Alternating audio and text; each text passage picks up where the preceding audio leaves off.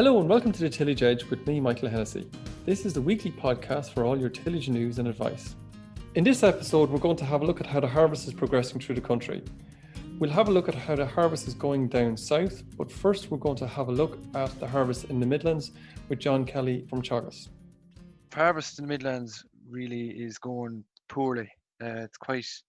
Farmers are quite despondent about the way the weather is treating them at the minute, and particularly the whole year from once the crop went in.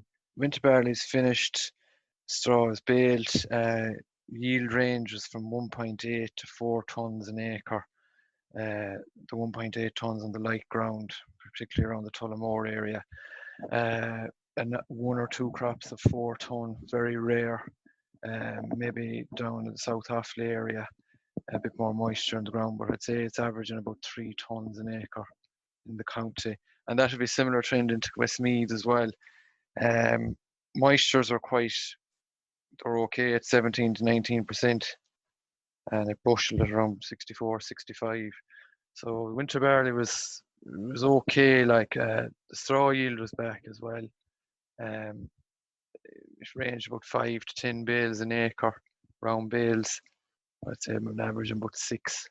So it is back.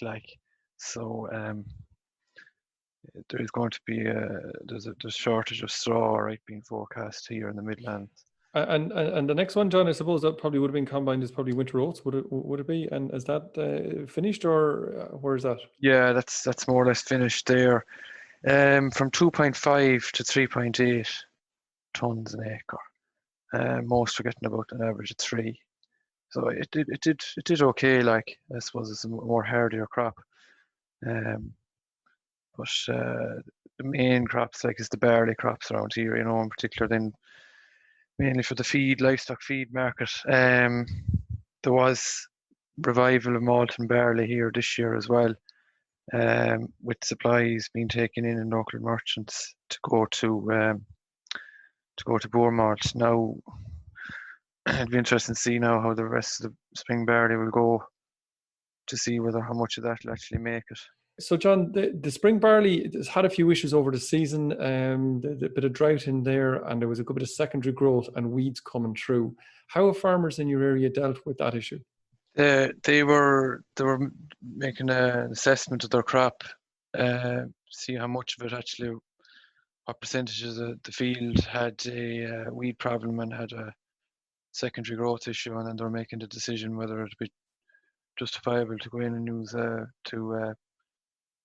to burn it off with a glyphosate product. But many too were even trying to just maybe cut out the rest of the field that didn't have secondary growth. It wasn't too bad, and then sometimes even avoiding the tram lines, leaving them last or coming back to them later on.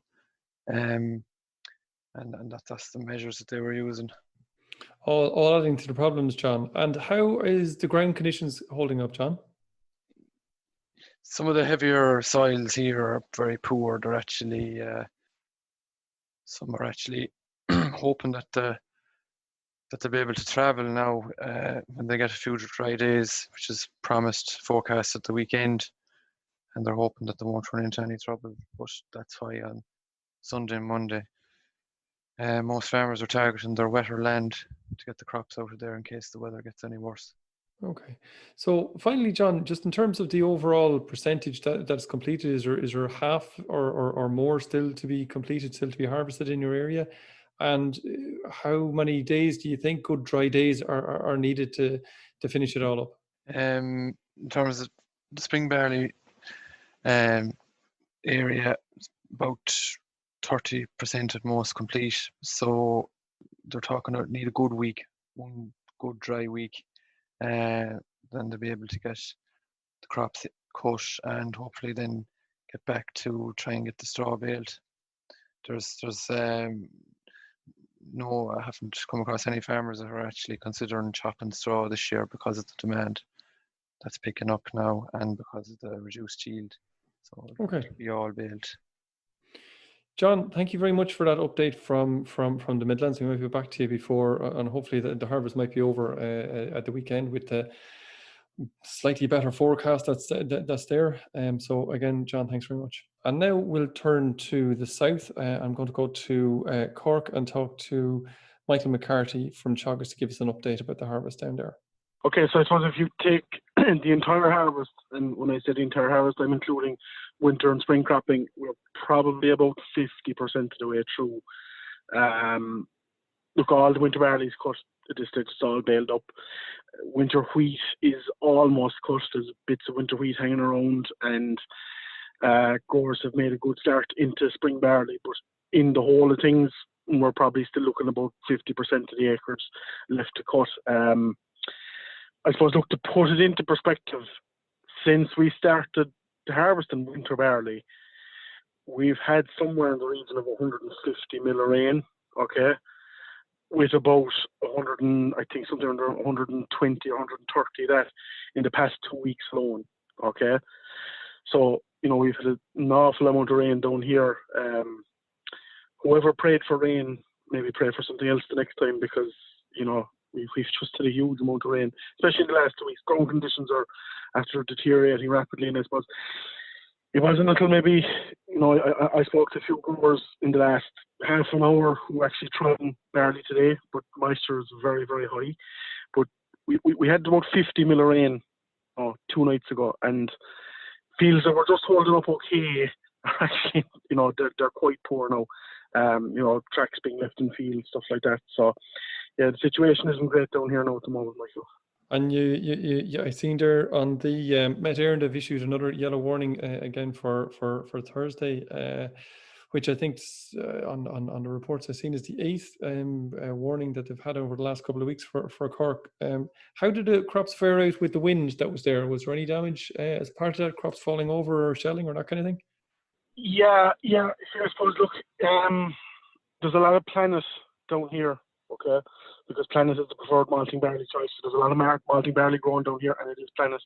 And I suppose Planet is the variety that seemed to suffer the worst in both Storm Eleanor and Storm Francis. Now, look, thankfully, Storm Francis was a bit of a pup compared to Storm Eleanor, but look, for the most part, like Fizz Gangway with the better straw, they're not too bad, but the Planet is quite broken. But at the same time, it's an observation I've made myself over time, is that we've had very thick crops down here, and thick crops tend to kind of collapse in themselves, if you know what I mean. And it does minimise the loss as well. Like, if you have a thin crop that breaks down, you have an awful lot more loss than a very thick crop that breaks down. Because with a thick crop, you can still get the knife in underneath it and harvest away. That is the one thing we're noticing, is that people are reporting that yields are back. Okay, there's no denying that there's been damage done by the storms, but it's not a disaster situation yet. And the yields are still quite respectable.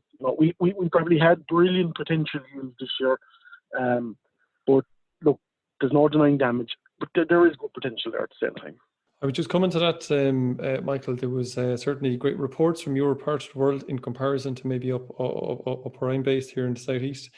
You've had very good yields from winter barley through to the winter wheat and even some of the spring barley before the storm struck. You might give us a rundown of what sort of yields you have been seeing. I know it's not an average, but maybe some reports that you've heard from around the country. I'd say, look, winter barley, we could put a fair average of maybe 3.6 tonne to the acre on it that way. I suppose, look, a lot of our winter barley is continuously growing winter barley. Some of the higher yielding hybrid crops doing over the 4. Some poorer crops as well. Look, there's no denying there was poor crops down here too, planted in horrendous conditions last November. Winter wheat for the most part has been reasonably good. We could possibly put a kind of a 4.4. I'd like to see it all cut and hear look what the rest of my growers have come in with there, but I'd be estimating a kind of maybe like kind of 4.3 or 4.4 tonne per acre. Winter wheat has been good. Winter wheat has suffered the most loss now in the last 2 major weather events, there being 2 storms. They're sprouting, there's shedding. Winter oats has been very rare this year. There has been very, very little winter oats in Cork. Where oats were grown, they were tend to be growing spring oats.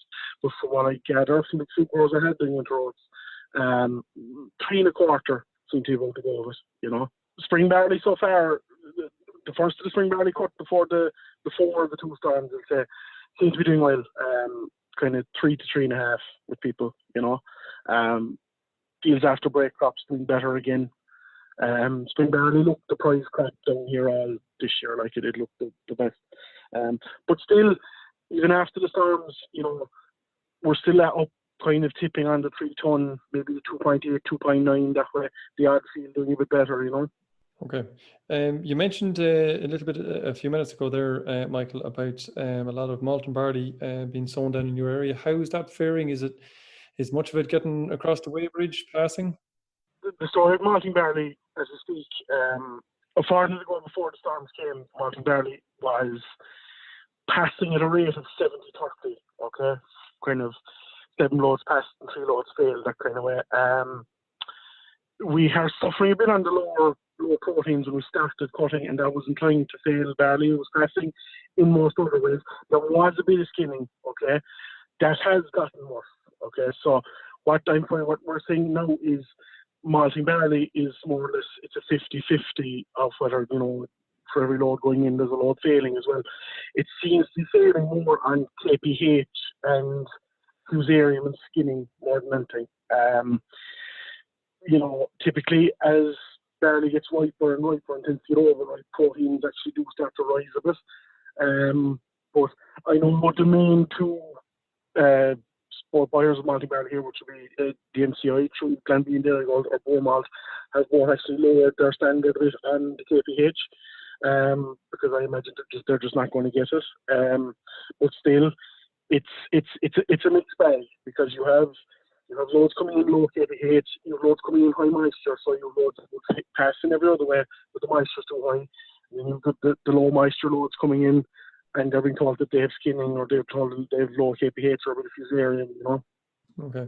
And how is the straw? Is there much baled, or is much left on the ground, or what way is that?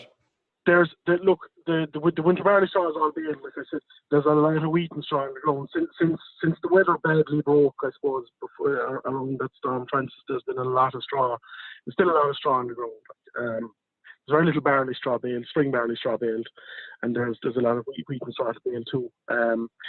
Demand has been reported slow up to now, but I have heard from growers noticing demand is picking up a lot for a start at the moment, because I'd say livestock farmers are starting to realise that the straw isn't actually there, that straw yields are back to number one. Like winter barley straw for us was lucky to bale 10 bales a acre, and a normal that's 10 round bales a acre. In a normal year we could be looking at 13, 14 round bales, and what spring barley straw is baled is kind of doing maybe 6 or 7 bales a acre, and every day that it's down on the ground, or every day it's not harvested, it's deteriorating back, like. So yeah, I was to make a long story short, there's a lot of straw to bale down here yet.